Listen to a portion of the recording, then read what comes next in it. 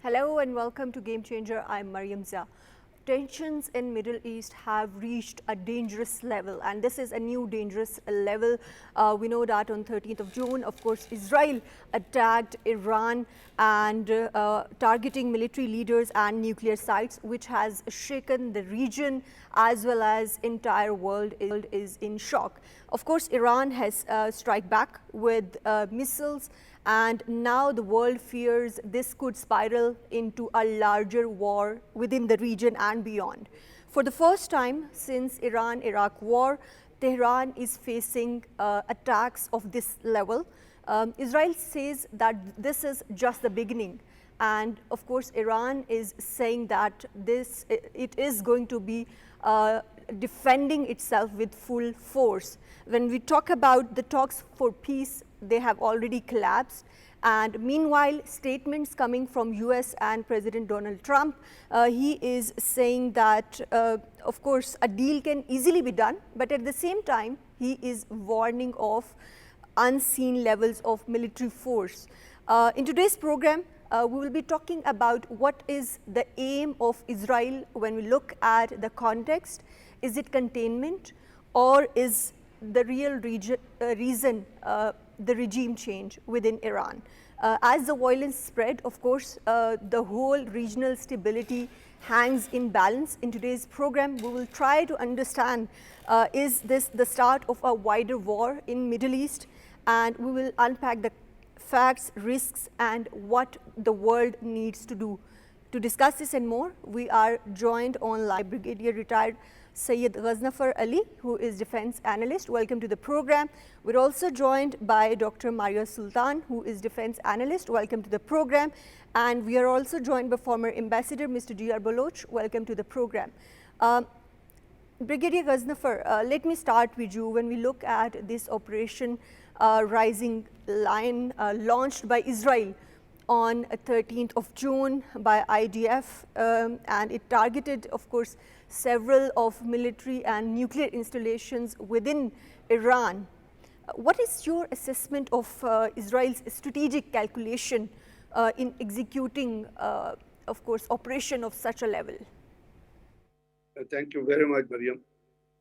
Basically, it's not only the Israel, in my opinion, it's not only the Israel strategic calculation. It is American-Israel strategic calculation, because Americans are fully standing behind Israel, and recently the reports are coming that Americans have moved their air defense system from Ukraine to Middle East. And what is the reason behind that? And you see all those bases in Iraq and other places were used by Israelis to take off their aircraft and attack Iran, and attack Iran in different areas, in different cities, including their personalities and including their nuclear facility, one of the nuclear facility. So their basic nuclear facility, which is at Fardov, and which is, very well protected, and additional measures are being taken to protect it. That is safe. There is a limited emission of uranium, as IAEA has confirmed that. Now, Israel used not only they not only they carried out their attack in three phases, where they hit where they jammed the electromagnetic spectrum also, and then they used their own drones, which the factories of which are being detected daily now. And there was a factory which was detected yesterday, also raided by the Iranian police. So they undertook the attack from the ground sources also, and you see the aerial attacks are there. So I think Israel basically had three objectives in view. One was the nuclear talks which were going on between the American and Israel. They wanted to sabotage it because they never wanted it to reach any conclusion. Though Iran has already signed nuclear non-proliferation treaty, and when they went with Barack Obama into an agreement, there they had decided some limitations for undertaking the research on a nuclear facility, but then Trump abrogated it. So Iran had the right of taking it further, and personally feel they have reached their level of uranium enrichment, which is at the level of making a nuclear bomb, making an atomic bomb. And I think I feel that they should now, in the war of clouds, they should detonate their bombs so that they become at a position of strength. And second, the address of Netanyahu, where he appealed to the Iranian people that you rise against it, because he had infiltrated number of the Mossad agents and undertaken a propaganda also. And there are anti clergy group which are existing in Iran. So he had probably forecasted that when we attack, the Iranian public will rise against, or those groups will rise against the Iranian government, and we will take advantage of that. That didn't happen. There are jubilations which are going on Iran, and even yesterday there was a procession which was in Iraq, in southern Iraq, in Mason province, where there was a protest in Baghdad outside the American embassy that you get out of Iraq. So that had also failed out. And third thing was of course the attack on the nuclear facilities and proving their hegemony, that they can undertake not only Iran, they can undertake they can overtake the Middle East also. That's why they attacked with 200 aircraft or 100 aircraft, whatever may be the reason. Now that is a story which restricts to Iraq. What did Iran do? Iran's resilience, you see that after wiping off their command structure and so many casualties with respect of the military, with respect of the scientists also, they even regrouped themselves. They reorganized themselves and then launched an attack. They launched the counterattack.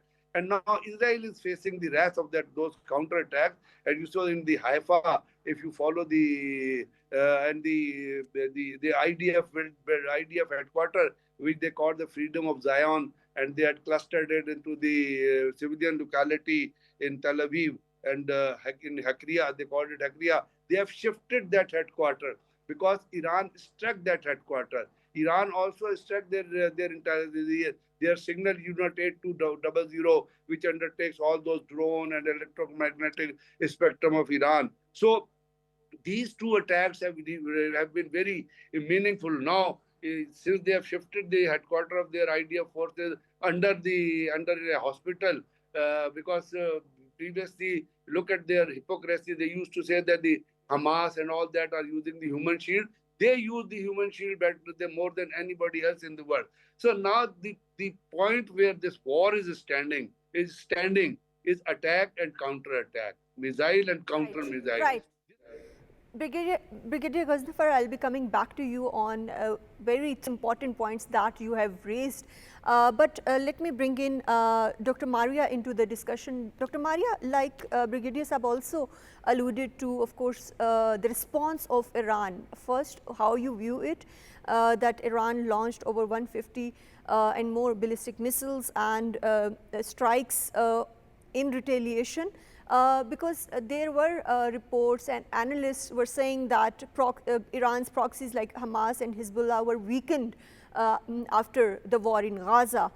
But how do you see this evolving doctrine of response by Iran at this point in time? Well, thank you so much for your question. I think this is a country which is galvanizing its response. This is not the sum total of the entire Iranian response, because Iran has much things in its arsenal. First and foremost, there are lots of other warheads also which they have not operationalized so far. So this basically means they would be doing this in the future. One. Secondly, as we understand that Iran faced a very difficult position at the start of the war. That is because they lost their senior army and military commanders, along with their commanders for the Iranian Revolutionary Guard. So this meant that the response was a response made in crisis. Second line of response was generated. That's first and foremost. Secondly, of course, they have done concentrated attacks and only few missiles have managed to get through the Israeli Iron Dome. So this means that they have not created enough damage in Tel Aviv for Tel Aviv to stop. So Tel Aviv came back with a second wave of attacks in Iran and followed by a third one. So in this case, now they're going to slowly but surely pick up on their non-state actors or non-conventional response, which has been part of Iranian military strategy. So that is going to be the people when it comes to Hamas, when it comes to their strong base in Iraq. That is something which we should be anticipating, and it's likely to come forward. Third is going to be their option, which is in the naval side or the naval component, because that is their strength. They have not also utilized it as of now, And fourth is their capacity to actually hit various American bases in the region. For now, they have tried to give a very strong warning to France, United States, and others that if they are going to join the military war effort with Israel against Iran, then they should not think that they will be not responded back by Iran. So this seems to be the condition, and from the looks of it, it looks that Iran is going to go for a war of attrition and it's going to build its momentum. Because if it stops the war, then that's going to be perhaps at the Israeli advantage and a disadvantage for Iran. Iran is not likely to do this. But the biggest challenge here would be whether or not Iran has managed to neutralize the Israelis' intelligence capability in Iran and how far they've been successful in it. Because the mere fact that they took out 9 scientists, the mere fact that they took out their army command center, their army chief, Iranian Revolutionary Guard, and so on and so forth, basically indicates that there was a very clear intelligence breach that needs to have been, warded off by Iran. Right, we'll discuss more about that. But Mr. G.R. Baloch, when we look at Israel's claim, its aim is that it is going to be halting Iran's nuclear and ballistic missile program and capabilities, not regime change. But Netanyahu's statements and his interview recently to Fox News indicates that regime change might be an after impact or could be a result of this. Which narrative, in your opinion, holds strategic merit? Mariam, I think we have to look at rather from a longer perspective. Israel under Netanyahu and some other leaders has been planning to target Iranian nuclear capability. They have sabotaged it through the cyber attack.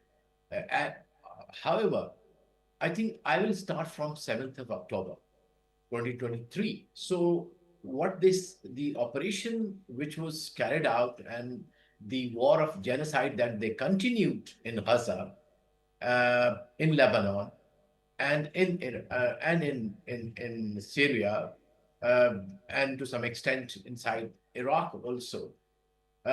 So I think it is continuation of that operation. So perhaps what Netanyahu wanted to do was to, since it from their calculation, it appears also that the force multipliers of Iran, which were the non-conventional non-state actors, Hamas, Hezbollah, and other militias in Iraq, and of course, called them also the Houthis in Yemen. So since they have already neutralized those 3 elements of Iran, then was the target Iran itself. Now, this is the background. The timings, I think timings indeed, the strategic objective of Israel was to sabotage the US-Iran negotiations because talks on nuclear, on nuclear program of Iran. Because if they had agreed on some kind of arrangement, whatever it was, it will be not possible, or it will be difficult for Israel to continue its operation, which Netanyahu wants, from his perspective, reach the ultimate logical conclusion. And his slogan of never again. That is the ideology that he took along and took this action right on the 60th day of the window that Trump apparently had given to Iran to come to a conclusion, which is not like a rally race that has to be finished. So it was a pretext, basically.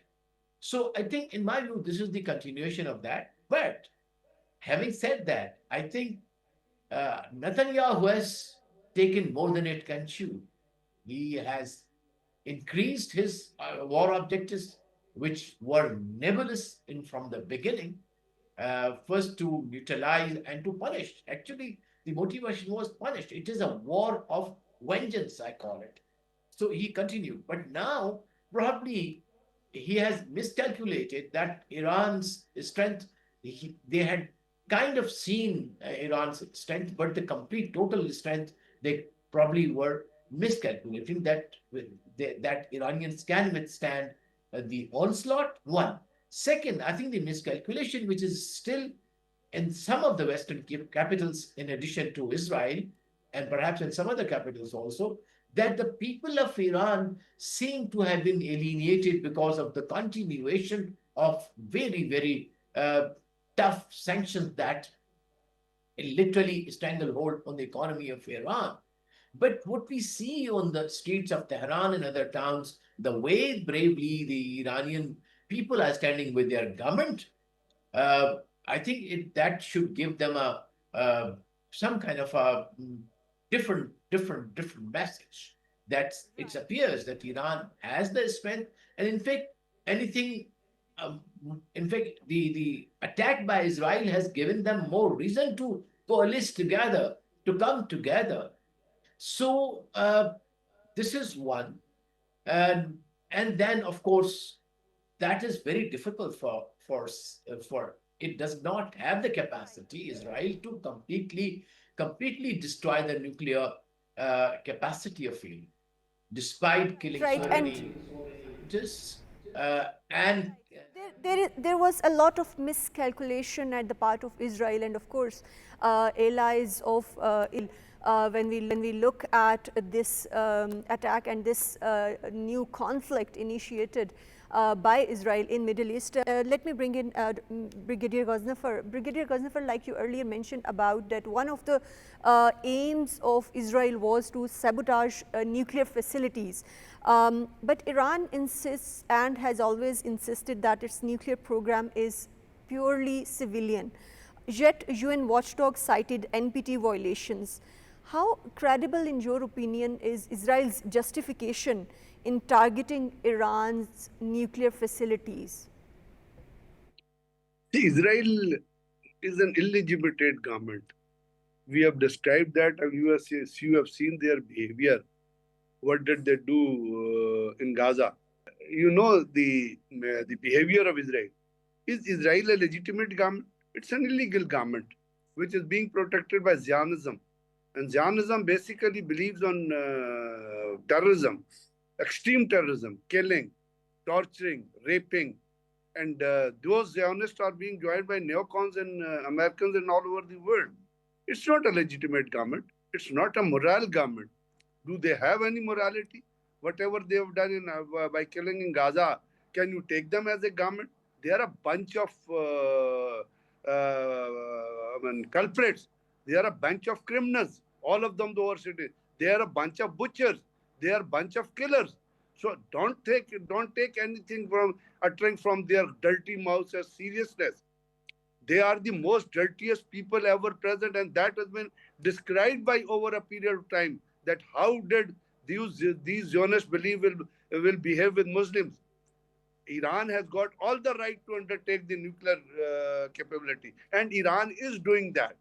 If Barack Obama signed an agreement and Trump pulled out of that, it means it gave space to Iranian to undertake the nuclear research and to go for the nuclear weapon. And I'm sure in the coming days they will do that. They will tell the world that they are a nuclear power.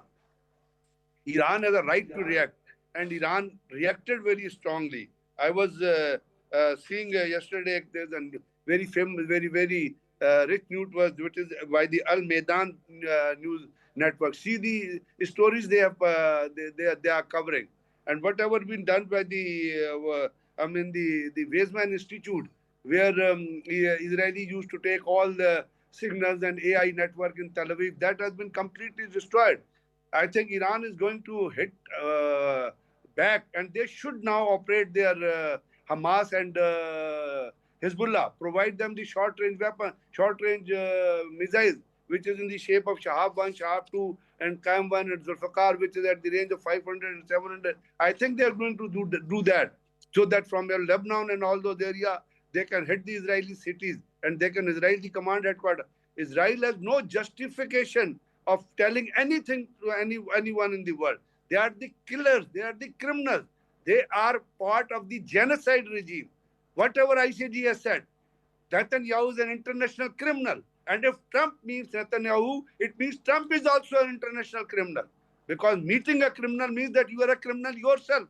And whatever the news story which in New York Times has published day before yesterday, it said that Trump's talk big.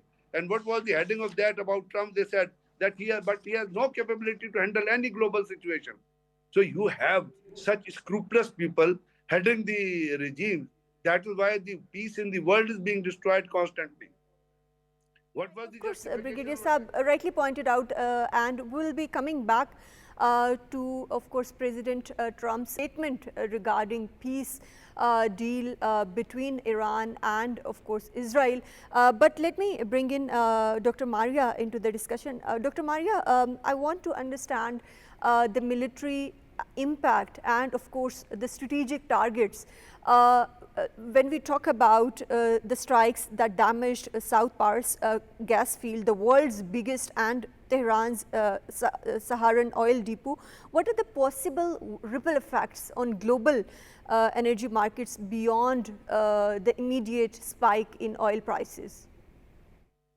Well, you see, like I said, the war is in its imminent phase. So its first phase we have witnessed its first phase. Israel has managed its military objectives.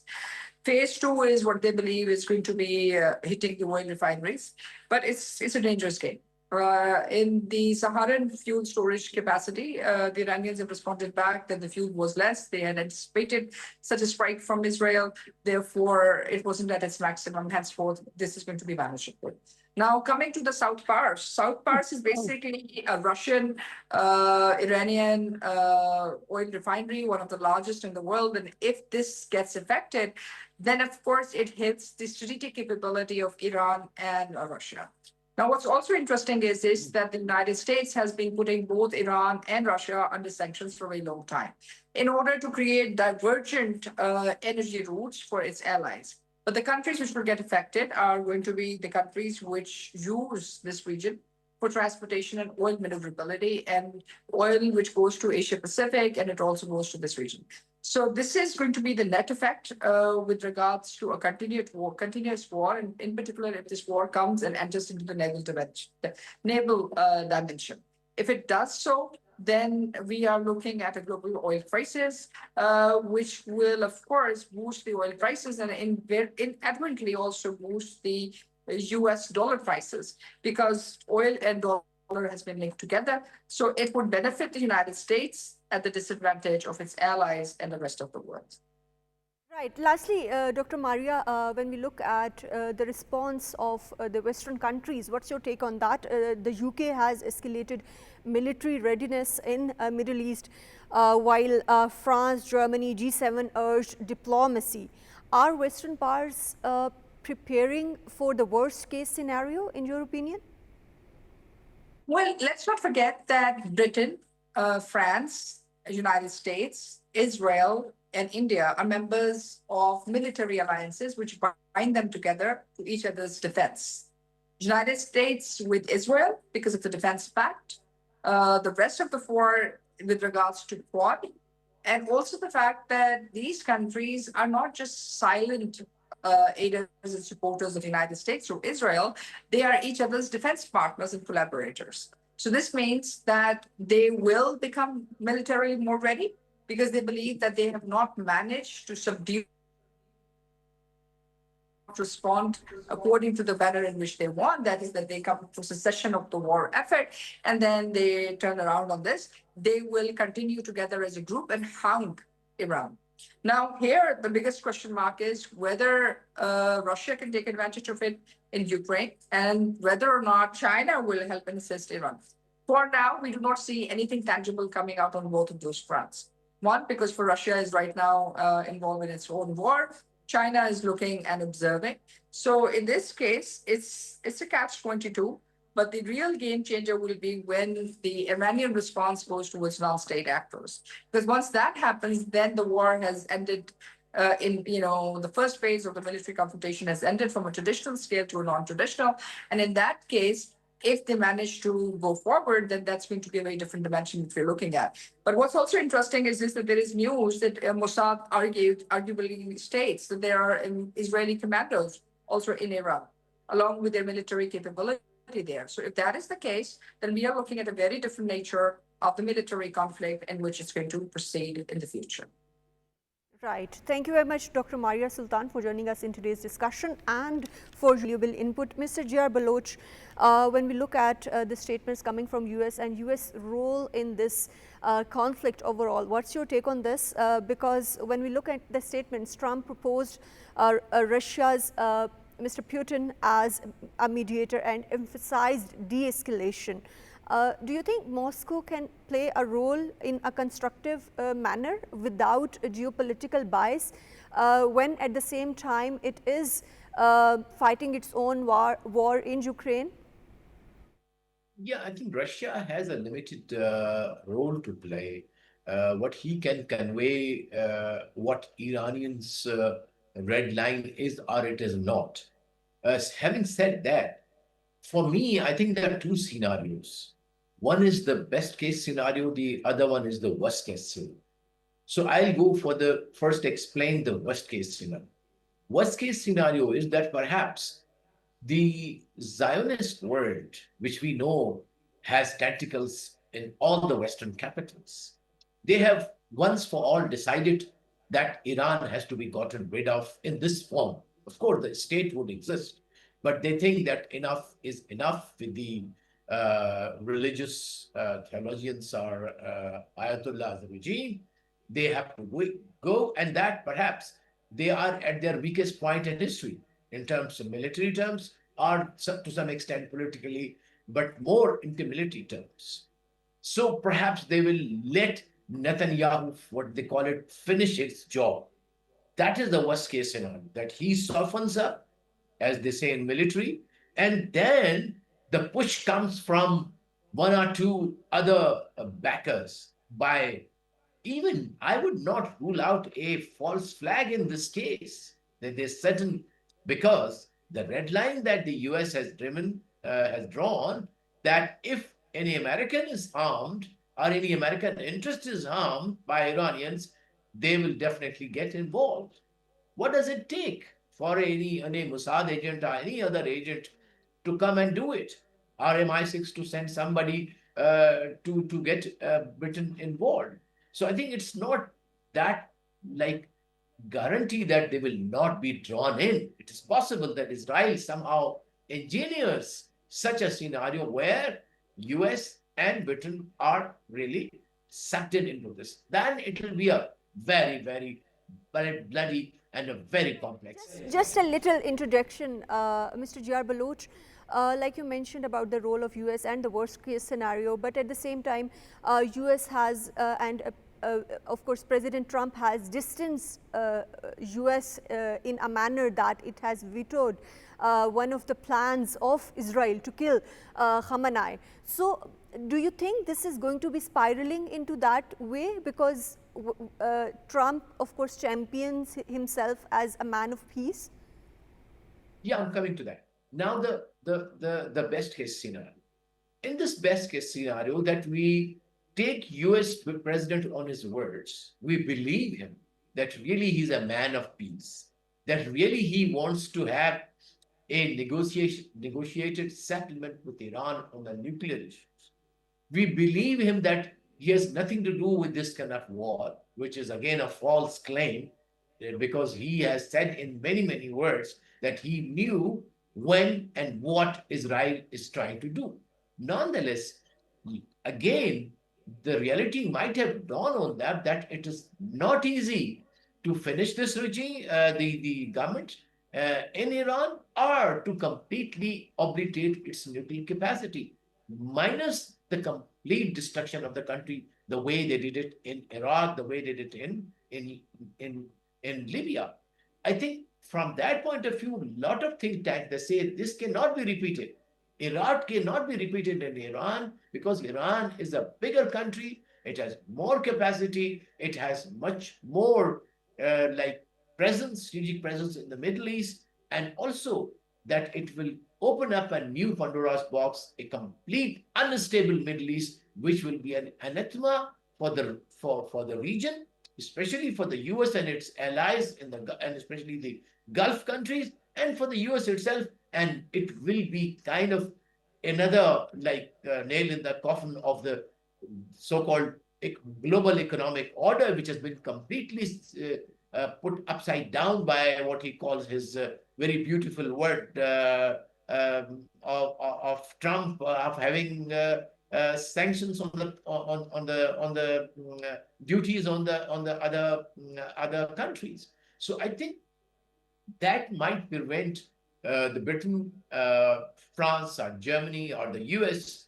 to get involved militarily in this campaign, because then obviously there will be reactions. Pakistan, Turkey, China, and I would say GCC countries will have to come up with some kind of a more tangible way of resisting. One can be that JCC picks up the courage and they block their space for the US and Israeli planes or missiles to pass through their territories.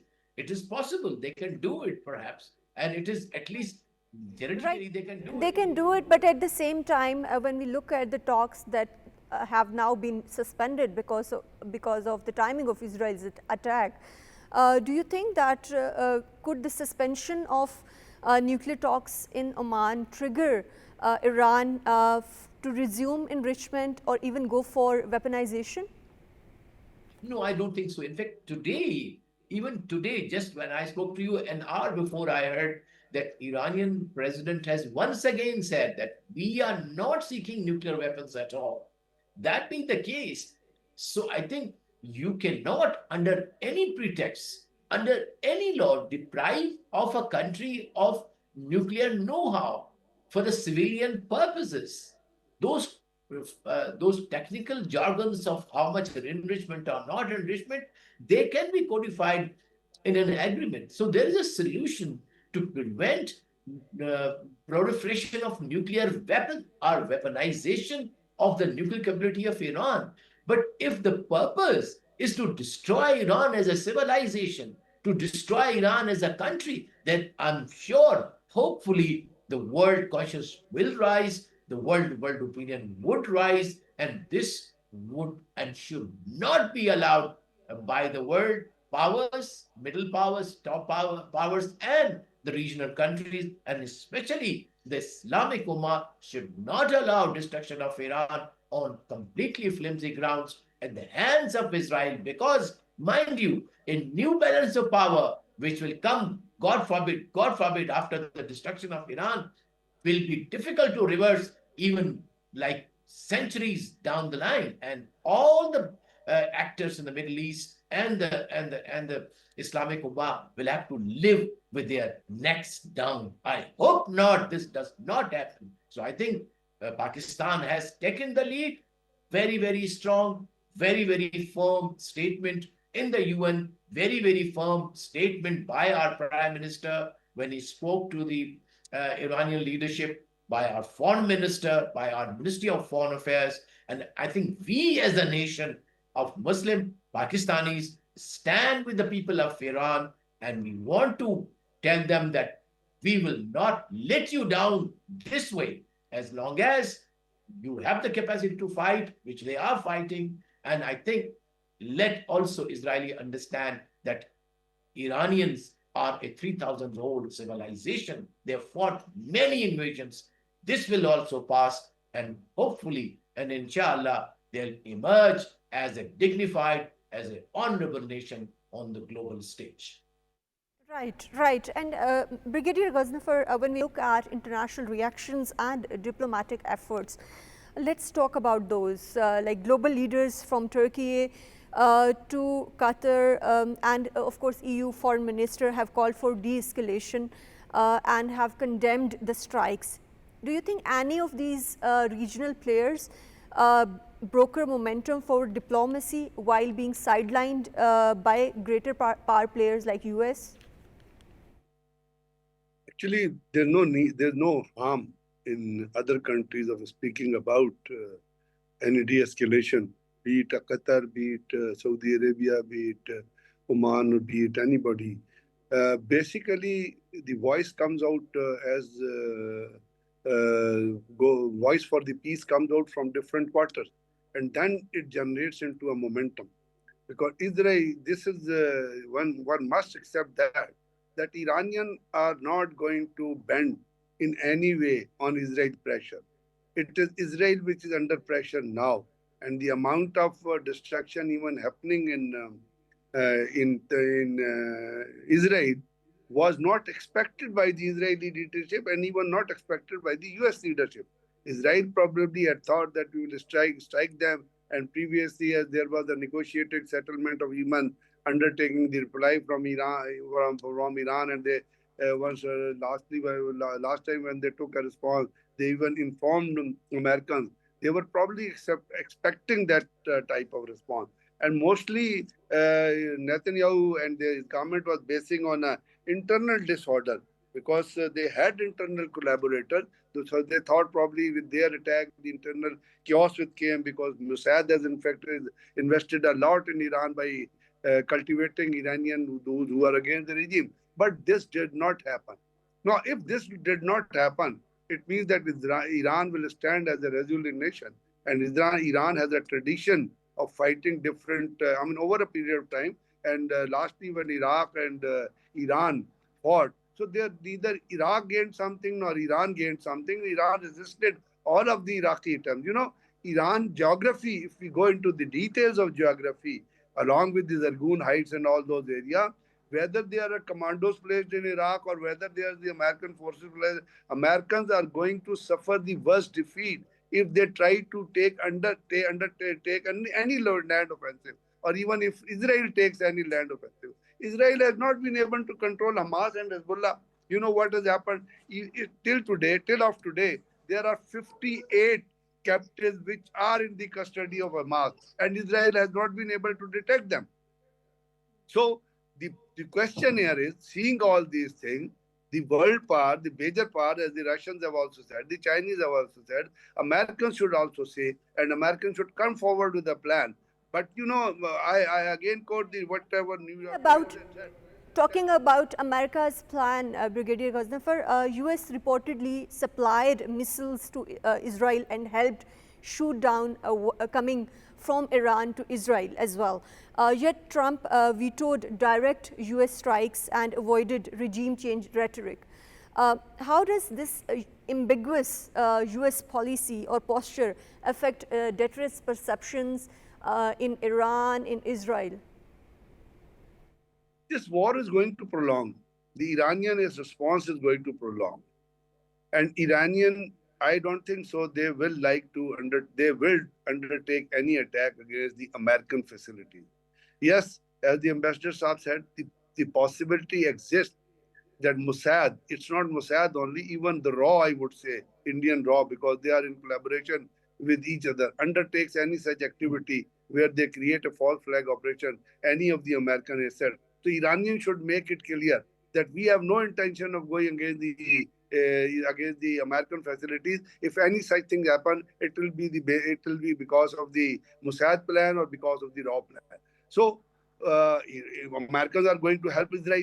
Even you see the latest, whatever the British statement has come, British have undertaken that British Prime Minister yesterday said that we will support Israel, and they are moving they moved their flotilla, which was carrying the interceptive equipment and which was carrying the jamming equipment, which was checked by Iran. So these powers are going to directly or indirectly, they are going to help Israel in undertaking the further offensive. But the point here is that the Americans are not the sole power of today in the world. Chinese and Russians have shown their resentment, and they have said that this should not continue for a long.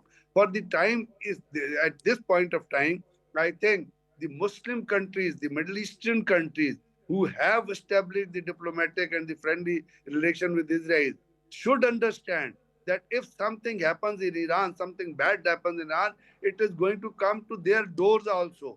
and they know their capabilities. The Americans are not going to defend them as they perceive that we have signed deals with the Americans and they're going to.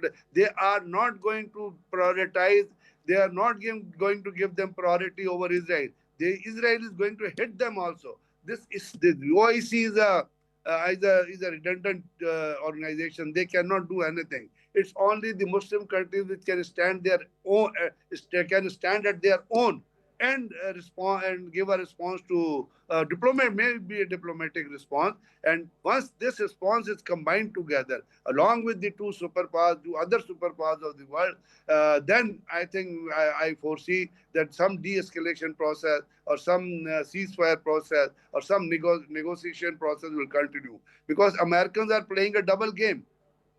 American on one side, you see the statement of Trump. He said, "We have got nothing to do with the Israeli attack," and the next day he says, "I knew everything, and I knew more than this what was happening, and I knew that the worst is going to happen." So, from these statements, you can judge the personality of the present leadership trait, and it's a leadership which is not the leadership of the world level. It's not the leadership which possesses a vision of handling the global situation. That's why there are a number of questions which are being raised inside America also. And I was hearing to Stephen Bannon, who said we should not fight a war of Israel. What are we doing? And there are people who are so pressurizing American government of not signing with Israel. So until unless a counter power bloc comes up with the suggestion and undertakes an initiative of de-escalation of situation by undertaking the mutual negotiation with Iran and Israel, I don't think so. Americans are going to American leadership. When I say America, I say the American present leadership, because in American public there is a lot of resentment against the torture which is being undertaken, against the genocide which is being done in Gaza, and against the Iranian attack. There are a lot of groups which are pressurizing American Resentment government. among the public as well, and of course the ambiguous US policy. Lastly, very briefly, Mr. G.R. Baloch, when we look at Netanyahu's statement that operation is going to be lasting as long as necessary, it threatens deeper incursions. At what threshold might Israel risk pushing Iran greater asymmetric or proxy escalation? Yeah, I think ultimately probably it will go if Israel is not constrained or restrained by its backers, and he's allowed to proceed. He is a war maniac, number one, by his nature. But second, that his entire career now hangs on continuation of the war. As we know it, the moment he leaves the war, there's no legitimacy. He does not have any support, political support as such. Yes, he might have support otherwise. So I think there are two these convergencies. One is his political survival. Second is his kind of make up his own thinking, his mind is towards that. So I think a real substantial diplomatic pressure has to be built at the UN level, at the public media level, at the think tank level in the Western capitals, and then the South. The global South has to now come up with some kind of a strategy to not allow a kind of a, no, I would not call it a state actor, Israel, to dictate the peace and war of the world. My God. I mean, what worse can we imagine a world where a country of 15 million, so-called, dictates the terms of war and peace, dictates how the global economy should work, how the global supply chains should work. I mean, that is a very, very big question mark on the whole region, of course, hangs in balance because of Israel's action, first in Gaza and now in Iran. And we will be looking at the unfolding situation. Thank you very much, Mr. G.R. Baloch, former ambassador, for joining us in today's program. Thank you very much, Defense Analyst Brigadier Retired Syed Ghaznafar Ali, for joining us in today's discussion and for your valuable input. That's for All from Game Changer tonight. Take care. Allah Hafiz.